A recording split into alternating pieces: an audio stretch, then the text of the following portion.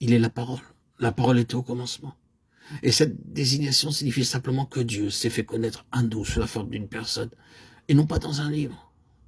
Dieu n'a pas écrit avant tout un livre, bien que nous ayons la Bible. Dieu a écrit une personne. Dans l'une de ces petites brochures, le docteur Simpson donne cette illustration, ou bien illustre la chose de cette manière. Il dit avoir vu, à une certaine occasion, la Constitution des États-Unis écrite. Elle était écrite sur un parchemin. Il en était tout proche et pouvait lire tous les détails de la Constitution des États-Unis. Et lorsqu'il s'éloigna de quelques mètres de ce parchemin, tout ce qu'il put y distinguer, c'était la tête de George Washington, là sur ce même parchemin. Il s'en rapprocha alors à nouveau et constata que le texte de la Constitution était écrit par des lumières et des ombres qui prenaient la forme de la tête de George Washington. C'est cela. Dieu a écrit la révélation qu'il nous a donnée de lui-même, mais cette révélation est dans la personne de son Fils, dans la souveraineté du Seigneur Jésus.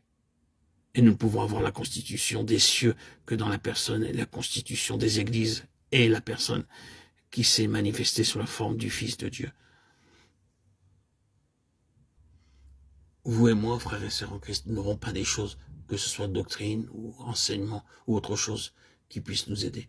Nous aurons le Fils, et en lui, il y a la lumière et la vie. Ce n'est là qu'une assertion, une affirmation des choses. J'ai la confiance que nous saisirons du fait établi et que nous irons au Seigneur à cet égard. Ne demandons pas la lumière comme une chose, demandons une connaissance plus pleine du Seigneur Jésus.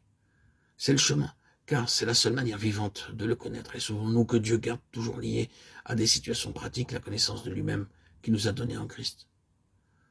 Cela est vrai des deux côtés. Il nous faut être dans une situation. Le Saint-Esprit, si nous sommes entre ses mains, nous fera entrer dans une situation qui rendra nécessaire une nouvelle connaissance du Seigneur. C'est un côté. D'autre part, lorsque nous nous trouvons dans une situation très dure et très difficile, nous sommes dans la position nécessaire pour demander une révélation du Seigneur.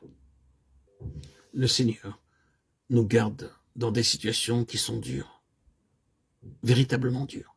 Le Seigneur ne veut pas que nous restions dans des lignes théoriques en ce qui concerne la vérité, ni dans des lignes techniques. Évitons la technique comme une chose en soi et reconnaissons bien que le Nouveau Testament contienne une technique. Nous ne pouvons pas simplement en extraire la technique sans l'appliquer. Il nous faut entrer dans des situations pareilles à celles du Nouveau Testament pour avoir une révélation du Christ qui réponde à cette situation. C'est pourquoi la voix du Saint-Esprit à notre égard consistera à nous conduire dans des conditions et des situations et des besoins vivants et actuels dans lesquels seule une connaissance nouvelle du Seigneur Jésus pourra être notre délivrance, notre salut, notre vie.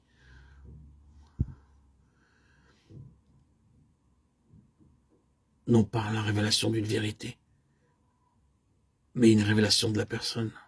Et pour que nous en arrivions à voir Christ de la manière qui répondra précisément à notre besoin. Nous ne vivons pas d'une chose, mais de lui.